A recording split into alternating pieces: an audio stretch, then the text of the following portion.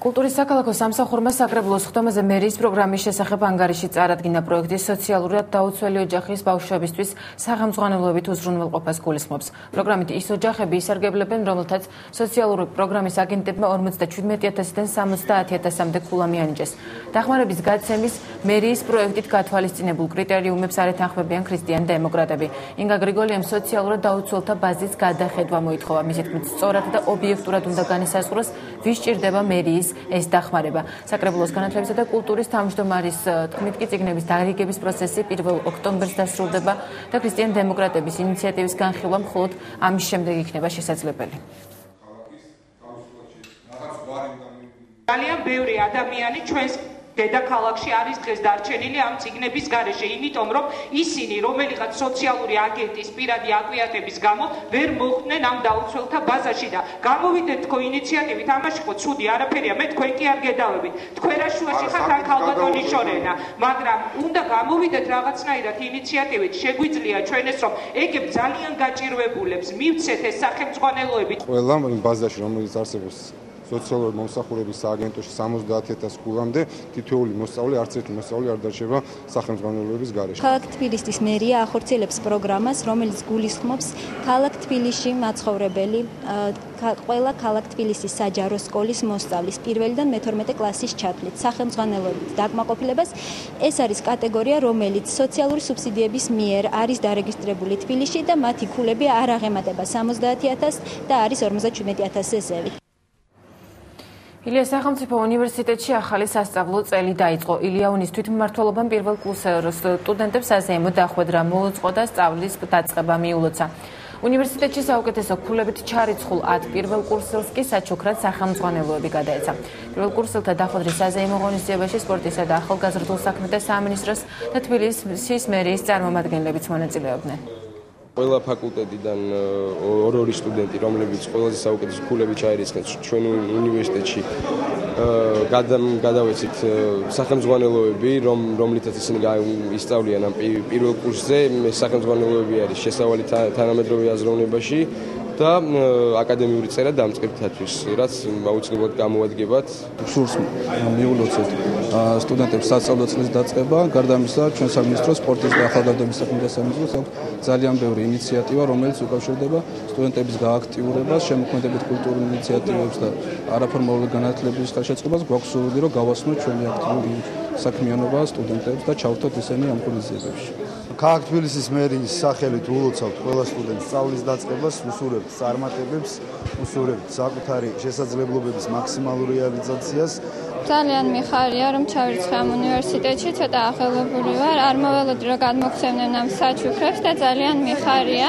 ძალიან საინტერესო სახელმძღვანელოებია და იმედი მაქვს, რომ სწავლაში გამომადგება. 53 სკოლის პირველკლასელები კი ინგლისური ენის საპილოტე სახელმძღვანელოებს გაეცნენ. ახალი წიგნები მათ განათლებისა და მეცნიერების მინისტრმა სასწავლო გეგმებისა და შეფასების ეროვნული ცენტრის ხელმძღვანელთან ერთად წარუდგინა. სახელმძღვანელოების შედგენაზე ექსპერტები და ფსიქოლოგები მუშაობდნენ. მომავალი წლიდან კი ინგლისური ენის სწავლება ყველა სკოლაში პირველი კლასიდან დაიწყება. მომავალი წლიდან ყველა საჯარო სკოლაში ბავშვები დაიწყებენ ინგლისური ენის შესწავლას პირველი კლასიდან. ეხლა ეს პროცესი მიმდინარეობს საპილოტო სკოლებში და ყველა ბავშვისთვის უფასოდ შეიქმნა ეს სახელმძღვანელო. აგრეთვე უფასოდ სახელმძღვანელოები შეიქმნა მასწავლებლებისთვის, იმისათვის რომ მათაც ჰქონდათ შესაძლებლობა თავისი კომპეტენცია გაუმჯობესონ ინგლისურ ენაში და ასწავლონ ჩვენ ბავშვებს პირველი კლასიდან ინგლისური ენა. საქართველოს მეცნიერებათა ეროვნულ აკადემიაში საერთაშორისო კონფერენცია გაიხსნა. სიმპოზიუმს დასავლეთ ევროპულ ქვეყნებთან ერთად კავკასიის ყველა რესპუბლიკა სტუმრობს. ღონისძიების ფარგლებში დაღესტნის მეცნიერებათა აკადემიის ყოფილი პრეზიდენტი, ისტორიკოსი და ფილოლოგი ჰაჯი გამზატოვი საქართველოს მეცნიერებათა აკადემიის უცხოელ წევრად აირჩიეს და დიპლომით დააჯილდოვეს. ჯანმრთელობის მდგომარეობის გაუარესების გამო გამზატოვის ნაცვლად კონფერენციას მისი ძმისშვილი დაესწრო.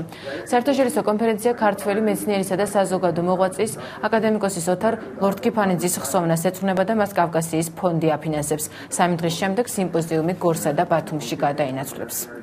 საქართველოს და თბილისი ყოველთვის იყო სამეცნიერო ცენტრი კავკასიისათვის, ისევე როგორც მრავალი საუკუნის განმავლობაში იყო პოლიტიკური ცენტრიც, ამიტომ ურთიერთობების დამყარება და ძველი ურთიერთობების განმტკიცება სამეცნიერო კუთხით არის უაღრესად მნიშვნელოვანი. ძალიან მნიშვნელოვანია კონტაქტების აღდგენა მეცნიერებს შორის და შემდეგ უკვე ეს ურთიერთობები არის ძალიან საიმედო დასაყრდენი შემდგომი პოლიტიკური ურთიერთობების. საქართველოს მეცნიერებათა ეროვნულმა აკადემიამ რამდენიმე თვის წინ უცხოელ საპატიო წევრად აირჩია ბატონი ხაჯი გამზატოვი.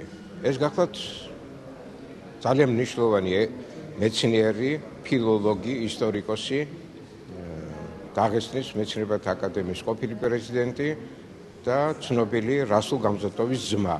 საერთოდ ეს ოჯახი მთელი კავკასიელებისათვის საამაყო ოჯახი გახლავთ.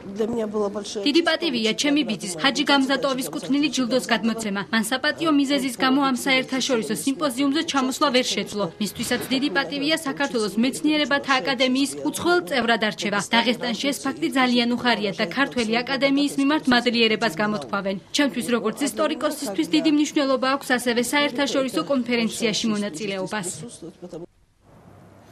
გალერეა ბაიაში მხატვარ მიშა ბერძენიშვილის პერსონალური გამოფენა მოეწყო დარბაზში. მხატვრის მიერ პასტელში შესრულებული ნამუშევრები იყო წარმოდგენილი. გამოფენას მხატვრის ნათესავები, ხელოვნების ამ დარგის და ბერძენიშვილის შემოქმედების მოყვარულები ესწრებოდნენ. მინდა და უბრალოდ აი ეს ჩემი ნამუშევარი გამეცნო მაყურებლისთვის და აი მეჩვენებინა სტარგონილი ყავი მაყურებლის წინაშე. ძალიან მომწონს მიშიკოს ნამუშევრები, უდაოდ ბიჭიერი, ახალგაზრდა პერსპექტიული მხატვარია. თურქეთში შანლიურფის პროვინციაში ავტოავარიის შედეგად 3 ადამიანი დაიღუპა და რამდენიმე დაშავდა. ინციდენტი გვიან ღამით მთიან უღელტეხილზე მოხდა. დაზარალებულები ახლო მდებარე საავადმყოფოში გადაიყვანეს. სამგზავრო ავტობუსი, რომელშიც პილიგრიმები იმყოფებოდნენ, ირანიდან სირიაში მიდიოდა. წინასწარი მონაცემებით მძღოლმა საჭე ვეღარ დაიმორჩილა და ავტობუსი გადატრიალდა. გადარჩენილი მგზავრების ევაკუაცია რამდენიმე საათს გრძელდებოდა. სამართალდამცველები დაღუპულების იდენტიფიკაციას ცდილობენ. სავარაუდოდ მგზავრებს შორის ყველა ირანის მოქალაქეა.